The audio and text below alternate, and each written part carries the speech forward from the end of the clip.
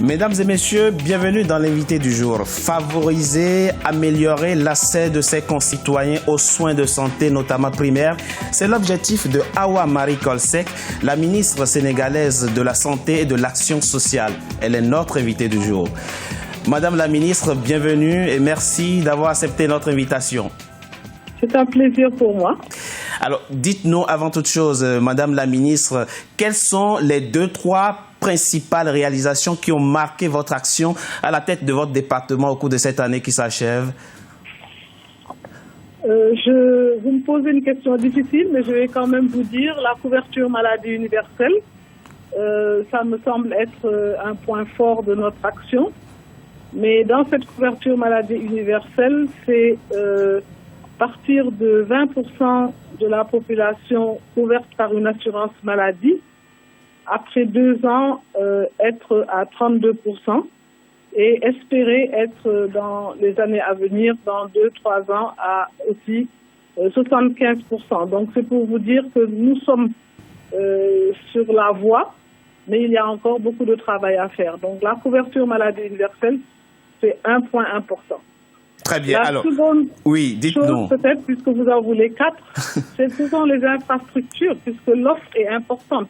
Bien Et sûr. nous avons aujourd'hui inauguré quelques structures sanitaires, des hôpitaux, mais surtout relever le plateau technique avec des scanners, avec des radios numériques, avec des mammographies. Et enfin, peut-être, je dirais un 3e point, puisqu'on a le Sénégal est connu pour ses succès en matière de lutte contre le paludisme, contre le sida, donc tout ça continue, la tuberculose, mais nous avons ajouté cette année y compris également Ebola que vous avez réussi à gérer.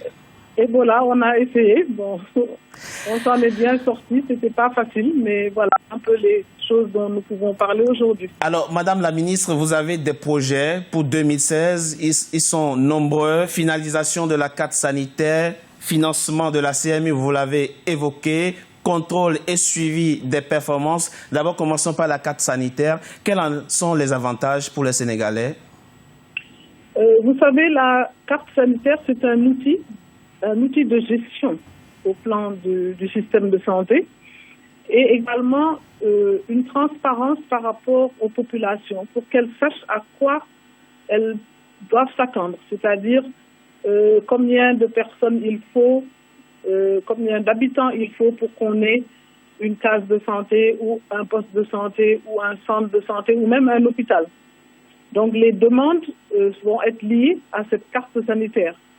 Dans les différentes régions, est-ce qu'on tient compte que de ça? Est-ce qu'on tient compte aussi de l'enclavement de certaines zones qui sont insulaires? Donc toutes ces choses seront étudiées dans la carte sanitaire pour permettre aux populations d'avoir vraiment accès aux soins, et tant au plan géographique que également au plan financier. Donc nous travaillons sur cela. Hier, j'étais au Conseil économique, social et environnemental sur ce sujet.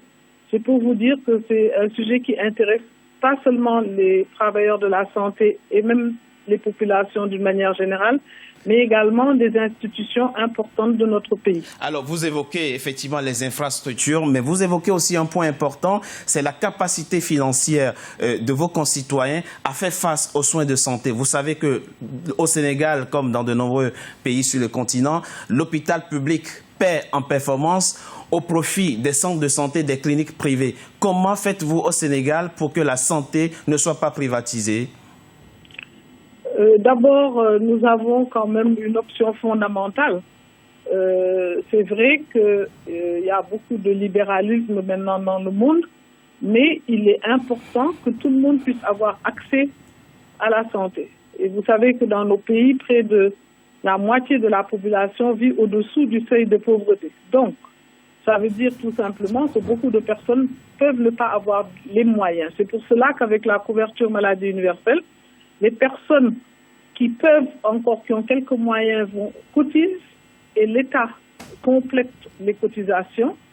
L'État paie pour les indigents, mais également il y a des gratuités qui sont offertes. C'est-à-dire qu'il y a beaucoup d'efforts dans le cadre du financement de la santé par l'État lui-même et les populations participent parce que la couverture maladie universelle permet à ces populations d'adhérer à des mutuelles de santé Et pour ces mutuelles de santé, nous proposons un paquet minimum, ce qui fait que les personnes venant dans une structure publique peuvent déjà avoir accès à des soins de qualité. Oui. Et seulement quand c'est sophistiqué, peut-être qu'il faudra utiliser d'autres moyens. Donc les soins de base pourront être garantis.